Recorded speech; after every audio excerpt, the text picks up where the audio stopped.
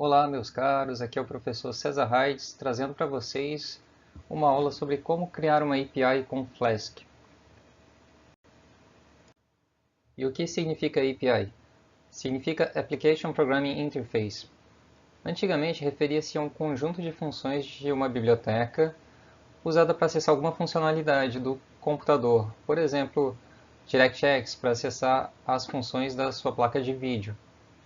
Hoje em dia o significado é mais abrangente e refere-se ao protocolo de comunicação de um computador cliente com algum serviço hospedado no próprio computador ou na nuvem, que seria o servidor. O servidor também pode ser um cliente acessando outros serviços em outros computadores na nuvem. Já o Flask é um framework para criar aplicações web com ou sem páginas HTML. Então você pode usá-lo, por exemplo, para criar um banco de dados com uma API ou um blog. O Flask também tem uma linguagem de template HTML que você pode usar para inserir dados nas suas páginas HTML, que é o Jinja. Como funciona a comunicação com uma API? Começa com um cliente, ou seja, um computador, fazendo uma requisição a um serviço em um dado IP do tipo GET, usando uma URL formatada para passar os parâmetros. A API processa esses parâmetros e devolve os dados formatados em JSON ou XML. O formato da URL é desse tipo aqui, começa com HTTPS, depois vem o nome do domínio, depois alguns valores entre barra invertida, que também são parâmetros, mas sem nome, só os valores. Depois vem um endpoint, é o nome de algum serviço hospedado nesse domínio. Ponto de interrogação, e aí começam os argumentos nominados, ou seja, os que têm nome. Então vem argumento 3 igual valor 3. O e do end, depois argumento 4 igual valor 4, end, e assim por diante. Acontece que as URLs não podem ter caracteres especiais, só caracteres do tipo ASCII. Então todo caractere especial ele vai ser convertido em código. Por exemplo, o espaço vai ser convertido em %20. Se você quiser ver alguns exemplos de APIs, nesse link aqui você vai encontrar algumas. Todo banco de dados na web, por exemplo, MongoDB, vai ter uma API usada para comunicar com o banco de dados, interagir com a instância de banco de dados. Tem outras APIs, por exemplo, CoinGecko para converter moedas. Os serviços aqui, OpenAI, Grok, são serviços de IA generativa. Tem APIs que você pode acessar através de pagando o serviço. Praticamente todo aplicativo do Google tem também uma API que você pode usar para acessar, por exemplo, Google Maps, para usar serviços relacionados aos mapas. A API Twitter, né, que é do X, serve para você sondar os posts dos usuários no momento para tentar pegar as tendências, né? Por exemplo, você tem uma página de e-commerce e vai ver qual produto vai poder ser vendido de melhor forma. A gente vai começar a programar aqui alguns exemplinhos para entender o que é API. E você vai precisar de um computador com Windows. É possível programar com Linux ou Mac, com algumas pequenas adaptações, mas eu estou usando aqui o Windows, certo? No Windows eu gosto de instalar o Miniconda ou Anaconda, que é melhor para gerenciar as distribuições de Python. E aí a gente começa criando uma pasta para o projeto. Depois a gente cria um ambiente virtual com esses comandinhos aqui. Um para instalar, para criar um ambiente Flask com Python versão 3.12. Depois um comando para ativar o ambiente virtual do Flask. E um comando para instalar a biblioteca do Flask. Simples assim. Vamos começar criando uma pasta em algum lugar do computador. Eu gosto de ter uma pasta chamada localcode e dentro uma pasta Python para ter os programas de Python. Então clica aqui com o botão direito, nova pasta. Minha pasta vai se chamar teste Flask. Depois clica com o botão direito sobre a pasta e abrir com code.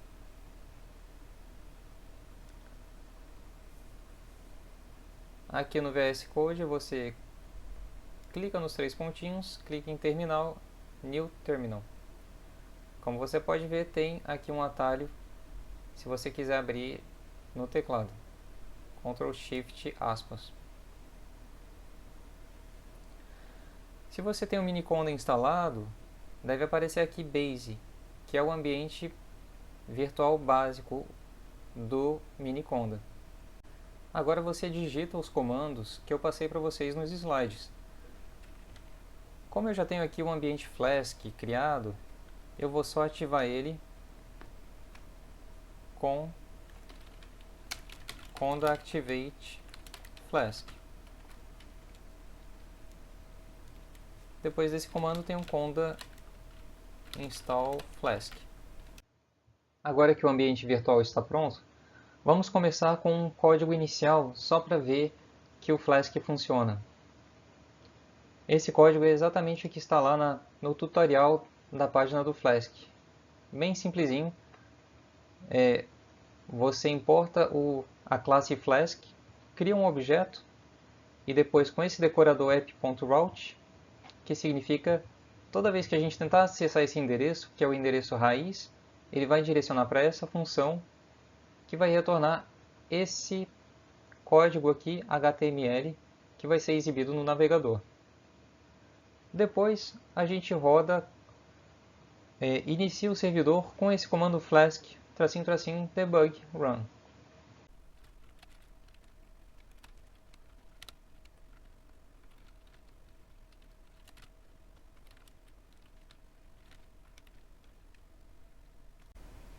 Agora a gente salva, vai no terminal e digita flask --debug run. Pronto. Como o nome do nosso programa é app.py, esse programa do Flask já vai automaticamente encontrar o código principal e rodar ele. Ele também vai criar um serviço no nosso IP local, que é o 127.0.0.1, na porta 500, e ele diz aqui que o debugger está ativo também e fornece um PIN para o debugger. Se a gente quiser sair desse serviço, a gente digita Ctrl C. Mas eu vou clicar aqui e ver o que acontece. A gente vê que o navegador web exibe nesse endereço exatamente o que retorna a função principal, que é bom dia, no formato de título H1. E o que é interessante dessa opção debug que digitamos aqui é que toda vez que a gente salvar esse código, o programa vai automaticamente detectar que o código foi modificado e reiniciar o servidor. Por exemplo, vou colocar aqui uma tag de parágrafo.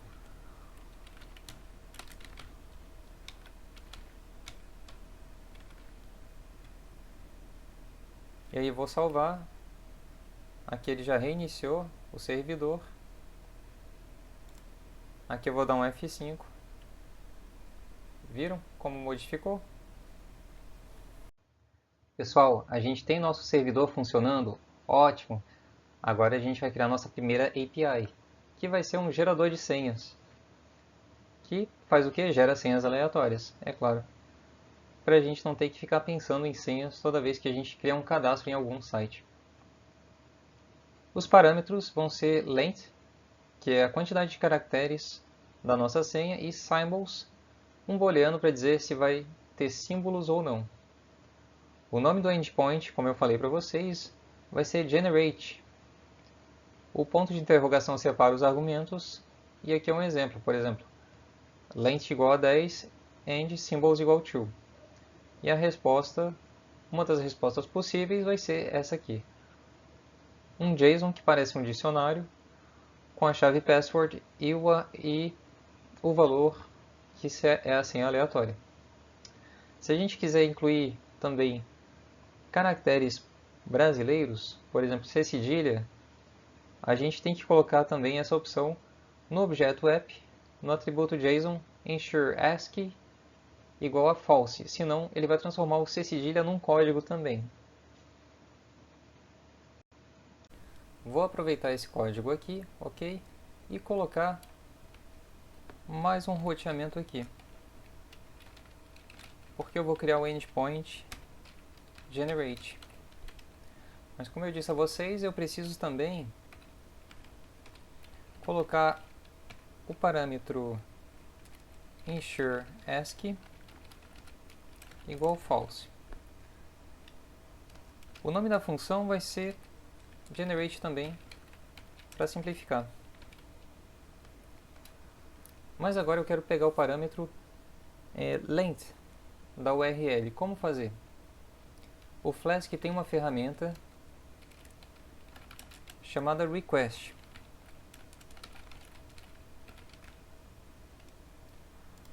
Com o request você pode escrever length igual request.args.get e o nome do parâmetro, que é length.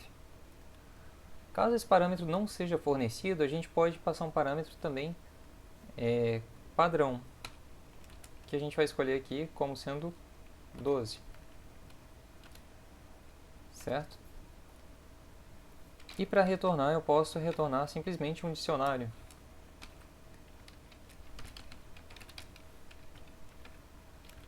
Por enquanto, eu vou colocar aqui só um asterisco multiplicado por length, só para ver se funciona. Vou salvar. E vamos lá ver. Coloca aqui o nome do endpoint. E aqui está o resultado. Até aí tudo bem. Agora a gente vai gerar nossa senha aleatória. Quais são as opções? Tem os caracteres, certo? Do alfabeto.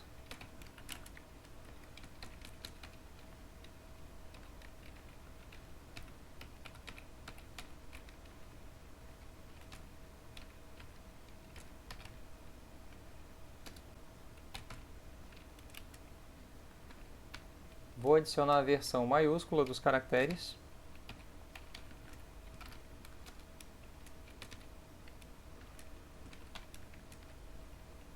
Vamos adicionar os números também.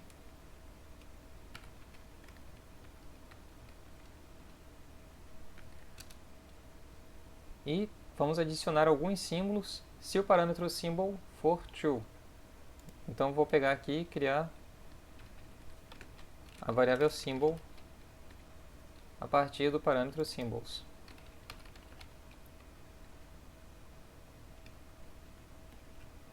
Com valor padrão true.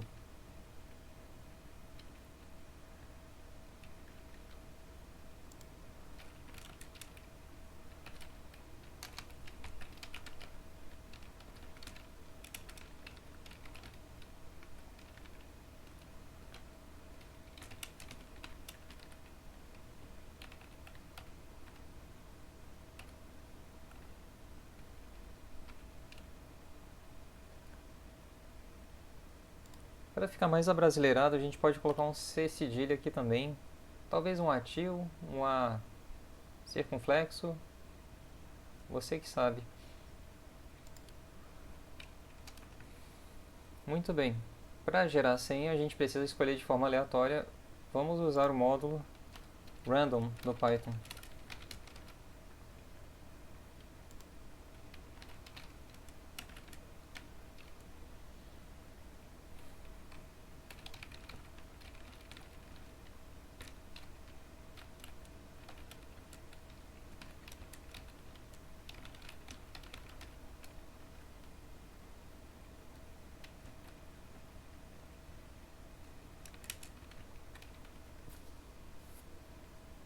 E aí, para gerar assim, a gente usa simplesmente o join com a lista de caracteres que foi gerada. Bom, vou salvar para atualizar o servidor e ver se vai funcionar. Opa, deu um probleminha aqui. Ele está reclamando aqui, ó. Isso porque tem a opção debug, ok? Ele está falando que ele não pode multiplicar uma sequência de não inteiros pelo tipo string. Ah, é claro, é porque eu esqueci aqui que eu estava multiplicando antes, né?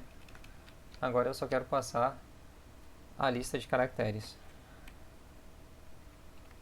Ok, F5.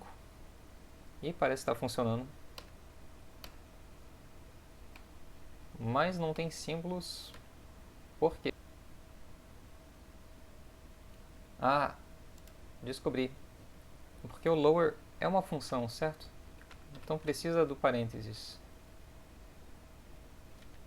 Salvando agora. Verificando agora. Ah, agora apareceu. Ok. Com símbolos, com C cedilha. Muito bom. Gostaram? Então a gente vai fazer uma API que fornece a discografia de uma banda. Para isso a gente vai precisar usar o serviço do TheAudioDB, que é um serviço gratuito, tem a versão paga também. E a gente vai usar a API descrita nesse link aqui para obter a biografia e a discografia de uma banda. E a gente vai juntar isso e retornar como JSON. A nossa API vai funcionar dessa forma, vai ter um parâmetro artist como string, endpoint vai ser musicinfo e a resposta vai ter uma chave bill e uma chave albums, que vai ser uma lista com cada entrada da lista vai ser um dicionário com as chaves title, year e style. Para fazer uso do serviço do TheAudioDB, a gente vai precisar fazer um request para esse IP, para esse domínio. E para isso a gente vai precisar instalar essa biblioteca aqui, requests. Para usar a API de terceiros, a gente precisa ler a documentação dessa API. Então eu abri aqui a página da documentação do TheAudioDB. Você tem que ler aqui e ver quais são os endpoints que você vai usar. Então, essa API tem uma versão gratuita e uma versão paga. A versão gratuita você usa com esse endereço aqui, certo? Sendo que a chave vai nesse espaço aqui, que no momento é 123. Olhando aqui, a gente tem alguns endpoints. Tem o endpoint search com parâmetro S, que é do artista, né? Você pode pegar e colar esse endereço aqui no navegador e ver a resposta. Formatando aqui. Então esse endpoint search, ele tem uma chave artists, porque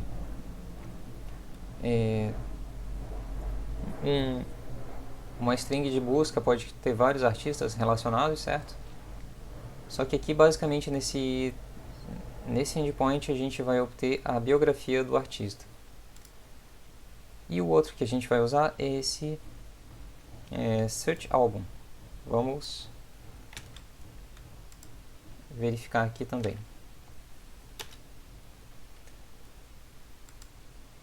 E aqui a gente tem uma chave álbum, só que não é um só, né? É uma lista, dá para ver pelo pochete. Cada elemento dessa lista é um dicionário que tem aí vários campos, né? O que nos interessa aqui é string album, que é o título, string artist, int year released e string strgenre, que é o gênero da música.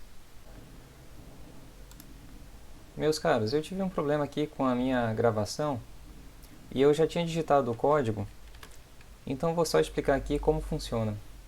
Primeiro, importei o requests, certo? Que é diferente do request do Flask. O requests você faz uma requisição para algum IP. Então, primeiro a gente tem aqui o roteamento desse endpoint, do nosso endpoint, né? para essa função. Começamos criando um dicionário vazio, e aí a gente pega o parâmetro artist. Se não tiver nada nesse parâmetro, ou seja, se o parâmetro não for passado, a gente só devolve o dicionário vazio, e se tiver a gente vai incluir ele no campo artist.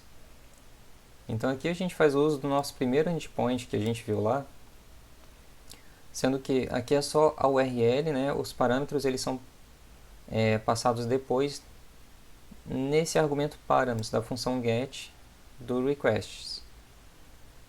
E essa função get ela devolve aqui uma resposta. Essa resposta aqui tem um parâmetro, um atributo status code. Se ele for diferente de 200, então a requisição não funcionou. E aí a gente vai retornar o dicionário vazio. Vazio não, retornar com as informações já disponíveis. Se funcionou, a gente converte esses dados que foram retornados em JSON para poder ler dentro do Python.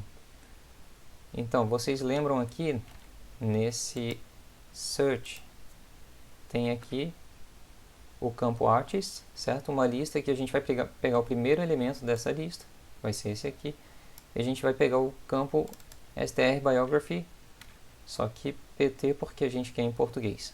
Então, artists, primeiro elemento da lista, que é o índice 0, e a string de biografia. E salvar no campo bio do nosso dicionário. Já a segunda URL é o search album, que tem a lista dos álbuns lançados. O mesmo parâmetro também vai ser usado aqui com requests. Se a informação, se a requisição falhar, então a gente retorna só o que já tem, que é a biografia e artista. Caso contrário, a gente converte para JSON.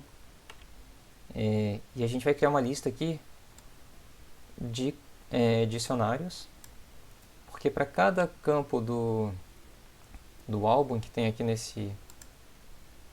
nessa lista, a gente vai pegar o elemento e nos interessa aqui, como eu disse, né, o título, o ano e o gênero da música.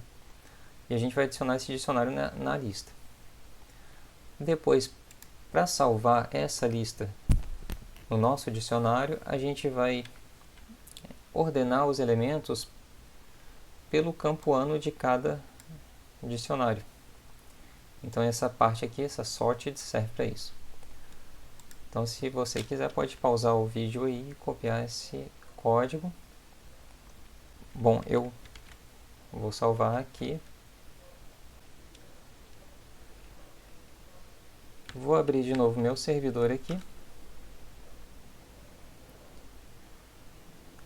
E está aqui, só que não é no endereço base, ok? Eu vou copiar o IP. É no endereço que eu disse ali, music info. Já está aqui preenchido, vou colocar um outro artista aqui.